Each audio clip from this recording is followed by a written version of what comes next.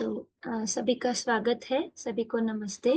हमारे साथ आज रचना दीदी हैं जो शेयर करेंगे। तो रचना सुधीर दीदी कस्टम्स एंड सीजीएसटी में सुपरिटेंडेंट के पद पर अलवर में पोस्टेड हैं। रेगुलर अटेंडेंस में दीदी का ये थर्ड यूएचवी वर्कशॉप है और इससे पहले 3 जीवन विद्या शिविर, अध्ययन बिंदु शिविर, पुस्तक पठन शिविर, प्रश्न मुक्ति शिविर दीदी ने किया है। और दीदी वॉलंटियरिंग के लिए भी इच्छुक हैं और अभी दीदी ने मन बनाया है कि वो वॉलंटियरिंग से भी काम शुरू करेंगे।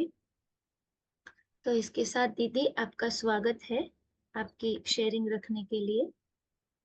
जी दीदी, धन्यवाद दीदी। नमस्ते सभी को। मैंने अपनी शेयरिंग लिख ली थी तो 2-3 पेजेज़ की हो गई है, तो मुझे इसे ऐसे शेयर करना पड़ेगा जैसे मैं रीड आउट कर रही हूँ और थोड़ा फ़ास्ट गति में रीड आउट कर रही हूँ जिससे मेरी शेयरिंग कंप्लीट हो जाए। तो मेरा नाम रचना सुधीर है, मैं जयपुर से हूँ और कस्टम्स एंड सीजीएसटी विभाग में कार्यरत हूँ। अभी मेरी पोस्टिंग अलवर है जो जयपुर से 3-4 घंटे के डिस्टेंस पर है। मेरे परिवार में मेरे पति श्री सुधीर शर्मा व 2 बच्चे हैं। मेरे पति भी कस्टम्स एंड सीजीएसटी विभाग में कार्यरत हैं और वे जयपुर पोस्टेड हैं। बिटिया बड़ी है, वो जॉब करती है, व बेटा छोटा है, अभी बीए फाइनल ईयर में है। अभी मैं हर फ्राइडे इवनिंग को जयपुर व हर मंडे मॉर्निंग को अलवर ट्रैवल करती हूँ और इन बिटवीन भी जब भी घर पे कोई रिक्वायरमेंट रहती है, जैसे सुधीर जी की तबीयत ठीक नहीं हुई या कोई और आयोजन रहा, तब भी ट्रैवल करना रहता है मुझे। तो ऐसे भी बहुत ट्रैवलिंग में टाइम निकल रहा है मेरा। सुधीर जी भी यूएचवी व जीवन विद्या से जुड़े हुए हैं व कल उन्होंने अपनी शेयरिंग रखी थी। मेरा जीवन विद्या से पहला परिचय दिसंबर 2021 में पुष्कर में हुए परिचय शिविर में हुआ था और यूएचवी से मेरा पहली बार जुड़ना 8th बैच में सितंबर 23 में हुआ था। क्रमशः 9th बैच को मैंने काफ़ी तत्परता से अटेंड किया, लेकिन उसके बाद मेरी व्यस्तता जीवन विद्या के अध्ययन बिंदु और पुस्तक पठन शिविरों में हो जाने की वजह से मैं 10th और 11th बैचेस को रेगुलर अटेंड नहीं कर पाई। लेकिन इस बार फिर से 12th बैच को मैंने रेगुलरली अटेंड किया है। इस तरह से जीवन विद्या की अध्ययनार्थी होने के क्रम में मैंने अपने आप को सितंबर 23 से कंटिन्यूअसली इन्वेस्ट कर रखा है। और उसी क्रम में यूएचवी के मॉर्निंग सेशंस को मैंने अपनी समझ बढ़ाने के कार्यक्रम के रूप में काफ़ी यूज़फुल पाया है। यूएचवी मॉर्निंग सेशंस के साथ मेरी यात्रा का सार कुछ इस प्रकार है। इस बार अभ्यास 1 व 2 के अंतर्गत मैंने काफ़ी बारीकी से सेल्फ एक्सप्लोरेशन किया और प्रयास पूर्वक प्रैक्टिस कर पाने में सफलता पाई है। जैसे अभ्यास 1 के स्टेप्स 1 से 6 को अपने आप में हर क्षण जाँचा तो मेरा ध्यान कल्पनाशीलता और अपने भाव व विचार पर गया और मैंने देखा कि मैं जब भी आराम में नहीं होती हूँ, तो किसी न किसी विरोध के भाव से ग्रस्त होती हूँ और ऐसा होने की वजह मेरी अपनी कोई गहरी मान्यता ही है या थी और मज़े की बात है कि मैंने इन मान्यताओं को ही अपनी सहज स्वीकृति माना हुआ था और अपने अंदर ये देखने की जगह कि मेरे भाव और विचार का निर्णय तो मैं ही ले रही हूँ, ये मानकर परेशानी में रहती थी कि फला-फला व्यक्ति या परिस्थिति ने मुझे परेशान कर रखा है और वो व्यक्ति या परिस्थिति चेंज होगी तो मेरी परेशानी हल होगी। लेकिन इस अभ्यास की वजह से अब मैं घटना एवं व्यक्तियों के साथ होने वाले व्यवहार का एनालिसिस, संबंध, व्यवस्था और सह-अस्तित्व के दायरे में रखकर करने लगी हूँ। उसका परिणाम मुझे मिला कि घटना और परिस्थितियों की प्रतिकूलता का प्रभाव मुझ पर रिएक्शन के रूप में प्रस्तुत नहीं होता या यूँ कहना उचित होगा कि अपने भाव-विचार का निर्णय मैंने खुद लेना शुरू कर दिया है। मेरी व्यक्तियों व परिस्थितियों के प्रति सहिष्णुता और एक्सेप्टेंस बढ़ गई है। मगर अभी हर समय ऐसा हो रहा हो, ऐसा नहीं है। अभी भी मान्यताओं की गहरी नालियाँ जो कि मुझे अपने अंदर संस्कार रूप में दिखाई दे रही हैं, उनमें गाड़ी वापस रिवर्स ले लेती है, मगर उसमें से बाहर आने का समय अब कंपैरेटिवली कम हो गया है। साथ ही इसी क्रम में मैंने अपने अंदर आने का समय अपने अंदर संस्कार रूप में दिखाई दे मगर अभी हर समय ऐसा हो रहा हो, ऐसा नहीं है। अभी भी मान्यता ये उनमें गाड़ी वाले उनमें से कंपैरेटिव साथ ही इसी क्रम में मैंने अपने अंदर जाँच की प्रक्रिया को उस समय भी बनाया हुआ है जब मैं आराम में होती हूँ। उस समय मैं ये जाँचती हूँ कि मैं आराम में अनुकूल संवेदनाओं की वजह से हूँ या सही समझ की वजह से। तो मुझे अपने लिए एक सुखद अनुभूति हुई जब मैंने अपने आराम में रहने की अवस्था को बहुत ज़्यादा अपनी सही समझ पर आधारित पाया। अब अभ्यास 2। तो अभ्यास 2 के स्टेप्स 1 से 6 को करने के दौरान मैंने ये पाया कि मैंने अपने आप को कैसे सिर्फ शरीर माना हुआ था और लगभग सारा क्रियाकलाप ऐसा ही मानते हुए हो रहा था। यानी हर कार्यक्रम शरीर सापेक्ष शरीर को अनुकूलता देने के लिए ही कर रही थी। ऐसा करने से मुझे उस क्षण या कुछ अंतराल के लिए सुख की अनुभूति तो होती थी, मगर मैं निरंतर सुख की अवस्था में नहीं जी पा रही थी। लेकिन अब संवेदनाओं में प्रतिकूलता या अनुकूलता की समझ से देखा कि मैं अलग हूँ और शरीर अलग। अभ्यास के बिंदुओं से जांचने की योग्यता बनी कि संवेदना को पढ़कर शरीर तक पहुंचाने का कार्य मेरा यानी चैतन्य का है। यह तो मेरे ही नियंत्रण में है कि मैं शरीर से रिएक्शन होने दूं या रिस्पॉन्स, अपने भाव विचार को बिगड़ने दूं या परिस्थिति का सही समझ से एनालिसिस करके आराम की स्थिति में रहूं। सुखी दुखी होने में मुझे मेरा रोल अधिक से अधिक दिखने लगा है। ऐसा होने से मैं काफी स्वतंत्रता से जीने का अनुभव कर रही हूँ। सुख स्वभाव है, प्रभाव नहीं की समझने भी स्वतंत्रता से जीने में बहुत मदद की है। मगर अनुकूल संवेदनाओं से सुख प्राप्त करने की प्रवृत्ति से अभी पूर्णतया मुक्त नहीं हुई हूँ। अभी भी अच्छा लगने वाली चीज़ों खाने में, सुनने में, देखने में, रहने में, पहनने में, बरतने में यदा-कदा समझ के विपरीत भी इंडल्ज करती हूँ। और सिमिलरली प्रतिकूल परिस्थितियों व घटनाओं से अपने अंदर आंदोलन की अनुभूति से मुक्त नहीं हुई हूँ। और इस वजह से मैं अपनी मानसिक शांति बनाए रखने के लिए मुझे प्रतिकूल लगने वाली परिस्थिति, घटना या व्यक्तियों को अवॉइड करने की मेरी चेष्टा रहती है। भाव की स्थिरता में हर समय जी पाना अभी एक दिवा स्वप्न सा, एक दुर्लभ सी उपलब्धि लगती है। एकदम मन की बात बोलूं तो ऐसी स्थिति में होना असंभव सा लगता है। एक मेक बिलीव वर्ल्ड में जीने जैसा लगता है। अभ्यास करते हुए मैंने ये भी पाया कि संबंध के विषय पर मेरी समझ अभी अपूर्ण है, क्योंकि मैं अभी संबंध, व्यवस्था और सह-अस्तित्व की समझ को अपनी सुविधा अनुसार कुछ व्यक्तियों के प्रति तो बहुत उदारता से वहन करती हूँ और जिनके प्रति अभी विरोध का भाव बना हुआ है, उनको संबंध की दृष्टि से नहीं देख पा रही हूँ। इसके अलावा भी जैसा कि अभी 2-3 दिन पहले पूर्वी ने भी शेयर किया था कि जो लोग मुझसे परिचित नहीं हैं, उनके प्रति मेरे अंदर भी एक न्यूट्रल सा भाव है। अपनी कल्पनाशीलता में मैं उन लोगों के लिए न संबंध का भाव देख पा रही हूँ, न विरोध का। इतना ज़रूर है कि किसी भी क्षण किसी व्यक्ति को दुःख-तकलीफ देने का या परेशान करने का विचार कभी नहीं आता। संबंध के न्यूट्रल भाव के उपरांत भी ज़रूरत पड़ने पर किसी का भी सहयोग करने का विचार भाव ही रहता है मन में। स्टेप 7 में प्रतिपादित शून्य की परिकल्पना सूचना रूप में मेरी स्वीकृति में आ गई है। परिचय शिविर में खाली स्थान को समझाने की एक एक्सरसाइज करवाई जाती है, जिससे शून्य की स्पष्टता है। और यहाँ यूएचवी के इन सेशंस में स्टेप्स 1 से 6 के अभ्यास से चैतन्य और शरीर के लिए 2 अलग-अलग वास्तविकताओं के रूप में स्वीकृति बनी है। इसी तरह से शून्य नाम की वास्तविकता है की स्वीकृति भी बनी है। यह तो बिल्कुल स्पष्ट हुआ है कि शरीर मेरे यानी चैतन्य के लिए एक उपयोगी साधन है। उपरोक्त तरीके से सेल्फ एक्सप्लोरेशन से पता लगता है कि मेरा ध्यान सूक्ष्म स्थूल से सूक्ष्म की ओर तो मूव किया है और मेरा ज़्यादा से ज़्यादा ध्यान चैतन्य की स्वस्थता व पोषण के ओर चला गया है और शरीर को ऐसा करने के माध्यम के रूप में मैं संरक्षित और पोषित कर रही हूँ। लेकिन फिर भी मुझे तो अभी बहुत ध्यान देने की ज़रूरत है, ऐसा मुझे फ़ील होता है। There is a long way to go और इस ओर गुरुजनों से सहयोग के लिए मेरा करबद्ध अनुरोध है। अ, अब मैं अपने कमिटमेंट्स के बारे में बताऊँ तो स्वयं में समझ के लिए अ, अभी 2 मैं दिन में 2-3 घंटे श्रवण या पठन अध्ययन में लगा रही हूँ। अपनी समझ बढ़ाने के कार्यक्रम को निरंतर अपनी दिनचर्या का हिस्सा बनाए रखने के लिए मैं संकल्पित हूँ। शरीर नश्वर है मगर मैं शाश्वत हूँ, यह समझ में आने से अपने पास अध्ययन का समय कम होने की दुविधा से मुक्ति मिली है और अब ज़्यादा से ज़्यादा कार्य अपने संस्कारों के परिमार्जन में लगाने के लिए प्रयासरत हूँ। बाह्य डिस्ट्रैक्शन से प्रभावित होने का कार्यक्रम मेरे अंदर पहले भी कम ही था, मगर अब फोकस और अधिक शिफ्ट हो गया है दर्शन को गहनता से पढ़ने समझने की ओर। अपनी ऑफिशियल व घरेलू ड्यूटीज के साथ-साथ प्रयोजन पूर्वक अपने संस्कारों व निष्कर्षों पर कार्य करने का तालमेल सहजता से बिठा पा रही हूँ। एक जगह जिससे में मुझे प्रयास पूर्वक अभ्यास करने की ज़रूरत है, वह है ऑब्जर्वेशन के लिए अलग से समय निकालना।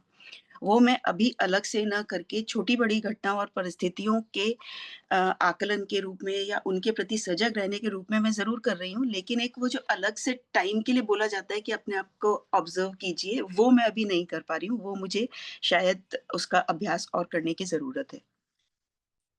सामाजिक भागीदारी के लिए मैं समय देने के लिए तैयार हूँ। बैच 8 व 9 के बाद कॉलिंग वर्क में भागीदारी की थी, मगर तब के बाद से कुछ व्यस्तताएँ बढ़ जाने के कारण कंटिन्यू नहीं कर पाई। मेरा थोड़ा एकेडमिक इंटरेस्ट ज़्यादा है, तो राइटिंग वर्क, ट्रांसलेशन वर्क या एडिटिंग टाइप वर्क क्षेत्र में भागीदारी के लिए मैं तैयार हूँ। साथ ही सैटरडे, संडे में कोई भी ऑनलाइन या जयपुर में फिज़िकल भागीदारी के लिए मेरे पास पर्याप्त समय व इच्छा है। ये मेरी शेयरिंग एक तरह से कंप्लीट हुई है, लेकिन ये शेयरिंग अधूरी रह जाएगी अगर मैंने मेरी समझ बढ़ाने में सहयोगी गुरुजनों, मॉडरेटर्स व को-एक्सप्लोरर्स को धन्यवाद नहीं दिया। तो कुमार भैया, गोपाल भैया व शर्मिला दीदी, आप सबके लिए बहुत-बहुत कृतज्ञता। ये मॉर्निंग सेशंस मेरे लिए काउंसलिंग सेशंस व समझ बढ़ाने के नियमित मॉर्निंग डोज़ बन गए। प्रिया दीदी, सुनील भैया, तारा भैया, यशवंत भैया, परीक्षित भैया का हमारे लिए समय निकालने के लिए हार्दिक आभार। सभी को-एक्सप्लोरर्स का हार्दिक आभार इस मंच पर एक परिवार जैसा सहयोग व भाव देने के लिए। अंत में एक बार फिर मैं अनिरुद्ध भैया का हार्दिक आभार व्यक्त करूँगी, जिन्होंने सुधीर जी को जीवन विद्या से जोड़ा। सुधीर जी का हार्दिक आभार कि उन्होंने मुझे जीवन विद्या से जोड़ा और सुनील आगीवाल भैया का हार्दिक आभार कि उन्होंने मुझे मॉर्निंग सेशन बैच 8 में जोड़ा। यहाँ मैं ये भी ऐड करना चाहूँगी कि इस बार सुधीर जी के स्वयं स्फूर्त विधि से मॉर्निंग सेशंस को अटेंड करने से मुझे फ़ायदा तो बहुत तरीके से हुआ, लेकिन 3 विशेष मुद्दों पर फ़ायदा हुआ। एक तो हर दिन सेशंस के बाद सेशन के कंटेंट पर हमारी अक्सर ही चर्चा हो जाती है, जिससे एक-दूसरे के इंटरप्रिटेशंस को समझने में मदद मिल रही है। दूसरा, मान्यता और संस्कारों पर सुधीर जी का अपने ऊपर स्वतः ध्यान जाने लगा है, जिसका परस्परता में अनुकूल प्रभाव मिल रहा है। तीसरा, हम दोनों बहुत लड़ाकू हैं, तो इन 3 महीनों में ऐसा अनेक बार हुआ कि हम किसी आपसी विरोध से गुज़र रहे थे और कोई ऐसा कंटेंट डिस्कस हो गया, जिससे डिफरेंसेस रिज़ॉल्व हो गए। तो ये बहुत बड़ा उपकार है हम दोनों का मॉर्निंग सेशंस को अटेंड करने का। और ये भी कि मॉर्निंग सेशन से हम इंडिविजुअली अपने अंदर तो सजग होने का प्रयास कर ही रहे हैं, लेकिन परस्परता में भी हमें अभ्यास के बिंदु बिंदु मिल रहे हैं। ये मेरी आज की शेयरिंग थी। धन्यवाद सभी को। जी, बहुत-बहुत धन्यवाद दीदी। आपने ये जो बात कही कि आप फैमिली में भी उस पर चर्चा करते हैं, बहुत अच्छी लगी मुझे। जी, दीदी। और पूरी शेयरिंग तो ऑफ कोर्स अच्छी ही थी। और हुँ, दीदी आपकी शेयरिंग बहुत ही अच्छी, कल सुधीर भैया की भी बहुत अच्छी रही। जी। वैसे मैं भी थी, लेकिन हम लोग शायद हमारी बात नहीं हुई प्रश्न मुक्ति शिविर में। हुँ, हुँ। लेकिन हाँ, मेरा ध्यान गया अभी आप कहाँ पे बैठते थे ऐसे। हुँ, हुँ। लेकिन बहुत ही अच्छी शेयरिंग रही और बहुत अच्छे से आपका काम चल रहा है। अ, हुँ, और एक बात आपने जो बताई, जो मुझे अभी थोड़ी दिक्कत हो रही है, लेकिन आप बोल रहे हो, मतलब ये एक तो पॉजिटिव वाला भी कि आप, ये बहुत इंपॉर्टेंट पॉइंट है कि पॉजिटिव में भी आप देख पा रहे हो कि सही समझ के आधार पे ही आपका भाव अच्छा बन रहा है, तो वो मुझे बहुत इम्पोर्टेंट लगा कि जी। वहां पे भी आप देख पा रहे हैं। वो जी दीदी। वो वो देखने से ये पता लगता है कि मतलब प्रतिकूल संवेदनाओं के लिए तो हम सभी मतलब एक तरह से हम कोई भी किसी भी और उन्मुख होते हैं ना कि यहाँ मुझे रिलीफ मिले, तो हम अपनी प्रतिकूलताओं के लिए तो हम रिलीफ ढूँढते हैं, लेकिन जो अनुकूलता हमारे अंदर है, उनके ऊपर हम लोग मतलब एक तो होता है कि मुझे एक वो क्षणिक सुख के लिए हम देख रहे हैं, तो क्षणिक सुख का काम नहीं है। मैंने ये अपने अंदर बहुत अच्छी तरह से जाँचा कि वो एक मेरे अंदर सही समझ का जो भाव एस्टेब्लिश हुआ है ये धीरे-धीरे एक्सरसाइज़ करने से, उससे मेरी का सुख की अनुभूति के भाव में रहने का टाइम बढ़ा है। हम्म, सही है। नहीं, उस पे काम करने की सच में जरूरत भी है। यस, थैंक यू दीदी। जी, चलिए। Okay, thank you so much. ठीक है। मैंने एक्चुअली हैंड रेज़ करके और लोअर इसलिए कर दिया था क्योंकि प्रश्न नहीं था। लेकिन मैं रचना दीदी की जो प्रस्तुति है उससे बहुत प्रभावित भी हुई और विशेषकर उनकी हिंदी से और जितना स्पष्टता और ईमानदारी के साथ में उन्होंने अपना जो मूल्यांकन है उसको रखा। और जिस तरह से मैं इन दोनों पति-पत्नी को देखती हूँ कि मतलब एक यहाँ अभ्यास सत्र जो था भीलवाड़ा में, उसमें दोनों थे और मैं भी वहाँ थी। तो मैं देखती थी कि दोनों हर वक़्त बिल्कुल एकदम साथ-साथ रहते थे, साथ-साथ बैठते थे और प्रश्न पूछते थे। तो मुझे बहुत अच्छा लगता था कि मतलब कितनी सुंदर बात है कि ये दोनों जो है इस यात्रा में साथ-साथ हैं। ये बहुत बड़ी बात है थैंक यू सो और मच दीदी, थैंक यू। आपकी तो यात्रा फिर भी मैं ये कहूँगी कि मतलब मैं तो किसी और तरीके से कर रही हूँ, आप तो सिर्फ मॉर्निंग सेशंस को ही ऑनलाइन ही आपने अपनी यात्रा करी, हम मैंने तो फिजिकल भी बहुत करी है। आपकी यात्रा इज़ वर्थ एमुलेटिंग। हाँ, थैंक यू। लेकिन आपसे जुड़कर और जो आपका मतलब प्रश्न होते हैं और होते हैं उनसे बहुत ज़्यादा मदद मिलती है और बहुत अच्छा लगता है, बहुत उत्साह बनता है। थैंक यू, बहुत-बहुत शुभकामनाएँ दीदी। थैंक यू सो बस मच इतना दीदी। ही कहना था मुझे। थैंक यू सो मच दीदी, हम सब एक-दूसरे के बहुत बड़े सहयोगी हैं। जी। जी। शर्मिला दीदी को सुनते हैं। नमस्ते दीदी, आप दीदी की शेयरिंग के लिए प्लीज बात रखें। जी, नमस्ते रचना जी। प्रणाम दीदी। नमस्ते। आपको भी सुना और कल सुधीर जी को भी सुना।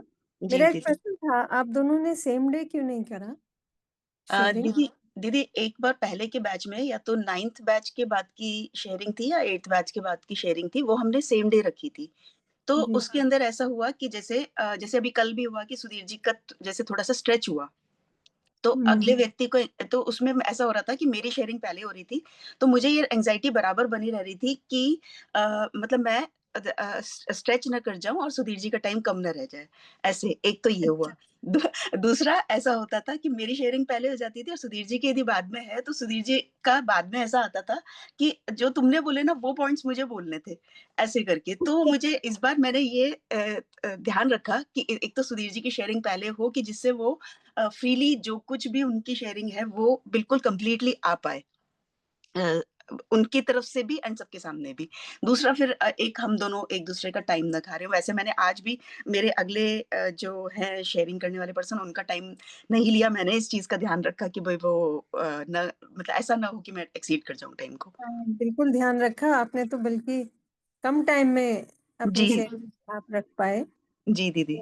बट पूरे पॉइंट्स आपने बताए और जिस तरह से आप एक्सप्लोर कर रहे हैं, जी दैट दीदी। Is really commendable. और थैंक यू सो मच दीदी। जैसा कि पूर्वी जी ने, शशि जी ने मेंशन किया, आई एम श्योर बहुत लोगों के लिए आप इंस्पिरेशन होंगे, थैंक यू क्योंकि सो हम मच जब भी दीदी। अपना सब शेयर करते हैं ना, तो दूसरों का भी उस पर ध्यान जाता है। जी दीदी। जैसे निधि जी ने भी कहा कि आप एज अ फैमिली डिस्कस करते हैं। मुझे जी हमेशा लगता है कि अगर फैमिली में हस्बैंड वाइफ दोनों इन्वॉल्व होते हैं, तो एक तरह से पूरे घर का माहौल बदल जाता है, जी दीदी। बिकॉज फिर नोबडी फील्स लेफ्ट आउट। जब एक पर्सन होता है तो दूसरे को लेफ्ट आउट सा लगता है जी और दीदी। उससे फिर थोड़ा रिश्तों में थोड़ी ना कड़वाहट आ जाती है कि सारा समय इस पे डाल रहे हैं या इस टाइप का। लेकिन जब दोनों ही इन्वॉल्व होते हैं और दोनों आपस में डिस्कस कर पाते हैं, तो बच्चों के लिए भी वो जो एक अच्छा माहौल बनता है और उनके लिए गाइडेंस भी बहुत बढ़िया हो जाती है। जी दीदी हमारी फैमिली में तो एक्चुअली ये हुआ, बच्चों का तो बिल्कुल इंसिस्टेंस रहता है कि नहीं, जैसे अभी सुधीर जी का बीच में थोड़ा-सा एक गैप आया था, मतलब लाइक उनके ऑफिशियल एंगेजमेंट्स बहुत ही ज़्यादा हो गए थे, तो वो बिल्कुल भी इससे कनेक्ट नहीं हो पा रहे थे। लेकिन मैं चाहे मेरे को रात को टाइम मिल रहा है, चाहे नहीं मिल रहा है, लेकिन मेरी एक वो जो मेरा इसको करने का जो इच्छा है ना, वो बहुत स्ट्रॉन्ग थी, तो वो मैंने किसी भी तरीके से इसको करा। तो जैसे मेरी डॉटर तो मुझे हर बार जब बात होती है कहती है, मम्मी आप ये जीवन विद्या को या ये जो आप कर रही हो इसको आप बिल्कुल नहीं छोड़ोगी, आपके अंदर बहुत पॉजिटिव चेंज है, उससे पूरे फैमिली के अंदर एटमॉस्फेयर बहुत अच्छा रहता है, पापा के अंदर बहुत चेंज है। जब तो जब और स्पेशली जब से सुधीर जी ने अपनी स्वप्रेरणा से, अपनी इच्छा से इसको, जैसे पहले तो वो मैं करती थी तो मुझे कहते थे इसको, मैं कान में वो लगा करके हेडफोन लगा के सुनती थी, तो वो कहते थे तुम क्या सुन रही हो? मैं बोलती थी ऐसे है। तो बोले अच्छा इसको हटा दो, मैं भी सुनूंगा। तो ऐसे करके उनको इसका थोड़ा-थोड़ा सा इंट्रोडक्शन मिला। फिर उन्होंने कहा कि मुझे भी जुड़वा दो, तो मैंने कह करके जुड़वाया। तो हर बार मैं किसी को बोलती थी कि ये नंबर को भी जोड़ लीजिए, ऐसा करके। इस बार मुझे नहीं पता उन्होंने कब कब किससे क्या कहा, लेकिन वो खुद से 1 जनवरी से इसको जॉइन किए हुए हैं, तो उसका एक अलग मोमेंटम है उनकी लाइफ में। वो और उसका रिफ्लेक्शन हम दोनों के रिलेशंस में भी है दीदी। बिल्कुल, बिल्कुल।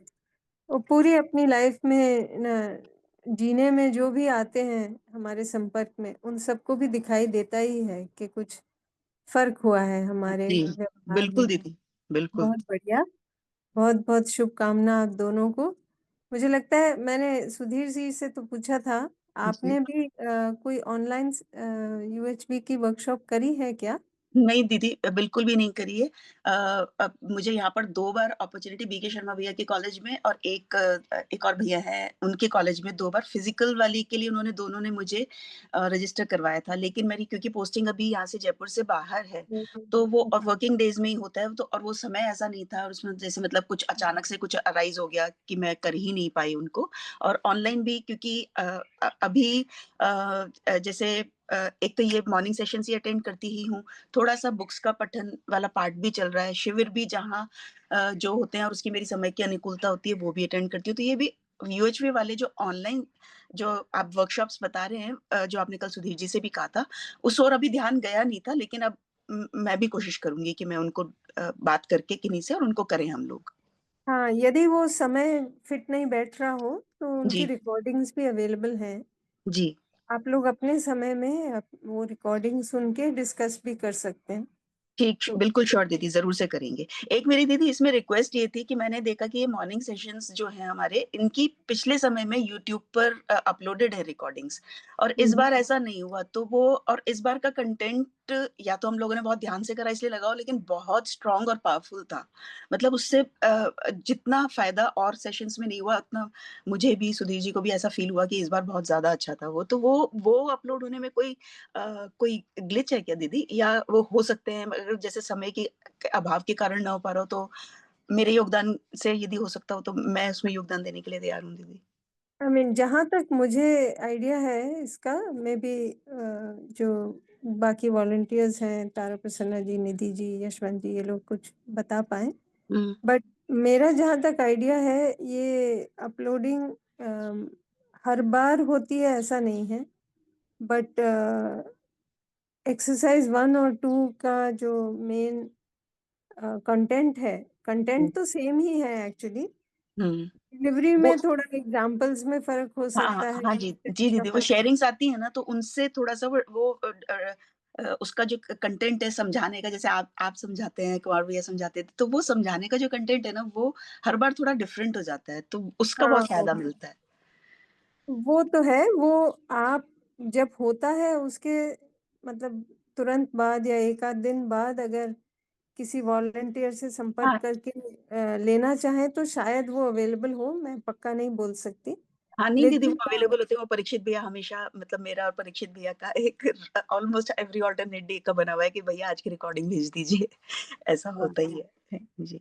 तारा प्रसन्ना जी भी बोल रहे हैं yes. So hmm, that is available. तो आप पर्सनली जो आपको जिस दिन का बहुत पावरफुल लगे या जी, इम्पोर्टेंट लगे, तो जी। आप उसके लिए बोल सकते हैं। बट एवरी टाइम पूरा-पूरा सेशन रिकॉर्ड करके रखने का थोड़ा मुश्किल हो सकता है बिकॉज़ अच्छा। कंटेंट तो सेम ही है और स्पेस बहुत सारी ले लेगा ना वो हाँ, हाँ। रखे रहने के लिए। हाँ जी तो दीदी। इसलिए शायद हर बार ना हो, बट जी, दीदी। ज़रूर आप जब भी आप चाहें आप रिक्वेस्ट कर सकते हैं, तो ले जी, सकते हैं। जी, जी दीदी। आप दोनों को ही बहुत-बहुत शुभकामना आगे के लिए भी जी, और दीदी। जुड़े रहें और वॉलंटियरिंग के लिए जो आपने मेंशन किया, आप अपने टाइम में ज़रूर जुड़ सकते हैं वॉलंटियरिंग से। जी, दीदी। बहुत से काम हैं ट्रांसलेशंस के और जो लिखा-पढ़ी का जो काम होता है ना, जो हाँ जिसमें जी, आप दीदी। अपने समय में कर सकते हैं। जी, दीदी। आप निधि जी से या यशवंत जी से किसी से भी संपर्क में रहें जी, और दीदी। वो आपको कनेक्ट कर देंगे कहाँ ना, जहाँ जो भी बिल्कुल दीदी। वॉलंटियरिंग एक्टिविटीज़ है, उसमें आप अपनी चॉइस के हिसाब से जुड़ सकते हैं। जी दीदी, बिल्कुल। बहुत बढ़िया, बहुत-बहुत शुभकामनाएँ दोनों को। जी दीदी, थैंक यू सो मच दीदी, थैंक यू सो मच। दीदी आपकी गाइडेंस मुझे अभी तो मुझे बहुत सारा काम करना है, मैं अपने आप को खाली 20% 30% ही कुछ मेरे अंदर बदलाव, पॉजिटिव बदलाव देख पा रही हूँ नहीं, और वो मतलब बहुत बड़ी बात है, क्योंकि शुरुआत वहीं से होगी, बट हम अपना समय उसमें डाल रहे हैं और हम ऑब्ज़र्व कर रहे हैं, तो धीरे-धीरे चेंजेस तो आएँगे ही। जी दीदी, बच्चों ने नोटिस किया, ये भी बहुत बड़ी बात है जी कि दीदी, व्यवहार में बदलाव आया, तो बच्चों ने भी उसके लिए एक तरह से स्वीकृति अ, महसूस करी है। दैट इज़ वेरी गुड, जी वेरी, वेरी दीदी। पॉज़िटिव। जी, वो ऑल तो द बहुत ज़्यादा है वो वाली चीज़ तो, वो तो मतलब कहते हैं आप कुछ भी करो लेकिन ये नहीं छोड़ोगी। बेस्ट। बढ़िया। जी दीदी।